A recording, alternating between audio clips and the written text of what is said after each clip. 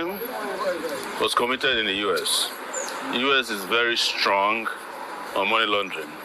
And the minister himself had lied on TV that he didn't have any properties in the U.S., that the only property he had was a property that was donated to his wife by the wife's father or mother. I don't know which work they did or they were doing. But in investigating further, we found out there were 4 properties in the name of the wife that were then donated. Listen to this. They then donated the properties that were millions at $10 per property to their children. So you buy a property for $2 million, you then give it to your children at $10. One of them was given at $100. So that was where they were caught. And we know that the Nigerian system is too weak to deal with those things. But honestly, the little I know about law, the territorial jurisdiction for that crime is Florida. Yes, yes, it's in Florida, and we have written the Attorney General of Florida to ensure that the investigation commences immediately to unravel how the monies got to the U.S. to buy those properties that are millions of dollars at the time that the people of Rivers, where the minister formerly used to be governor, couldn't even afford clean water, good schools, and hospitals.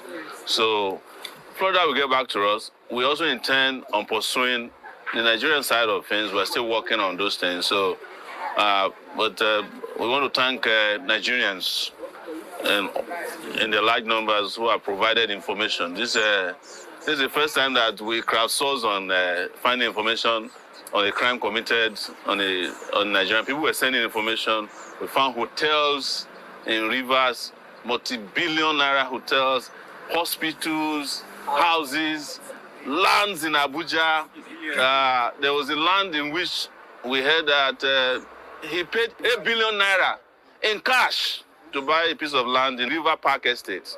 So all these things are not going to go, even if the president of Nigeria refuses, or the EFCC, that has an eagle that has now tied his eyes.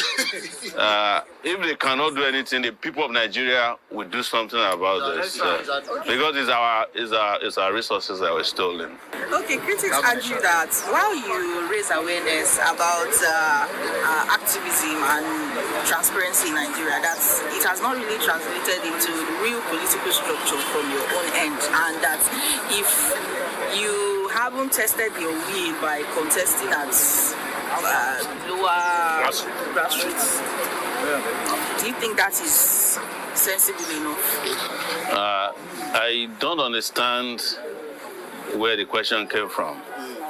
Do you know what it means to have taken on some of the most dangerous political struggles in the last 35 years? Is that not experience?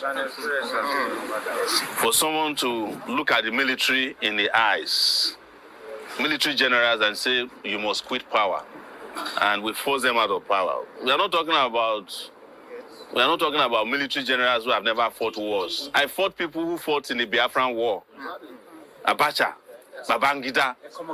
Yes, Ekumo generals. I fought against Buhari in this country when he was alive, and the president of Nigeria, I fought against him. So, where is the lower level I need to go again? You know, which level is higher? When you have the big struggles, you say, go and do it, sure.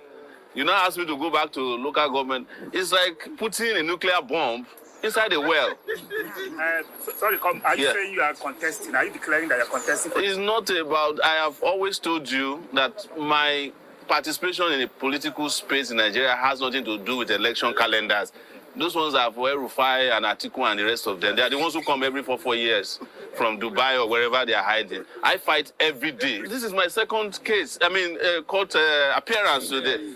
The first one was my own. The second one is to ensure that some police officers who used to beat me up, they are on trial. We want to come and ensure that they get fair trial. So we came here today at the FCT. Bernard Igwe, who was the one who was beating people up and shooting people during end bad governance. He's retired. He's supposed to be Simon Law, who used to charge people and he has sent like almost an entire village to prison or a city on trumped-up charges. He's facing charges today, but because we are people of justice, we want to make sure that they get fair hearing. So that's why we came here today. You say that your confrontational style has limited your ability to build coalitions, because if you now say you would even want to lead Nigeria with the kind of structure we have in place now, how feasible is that at the moment?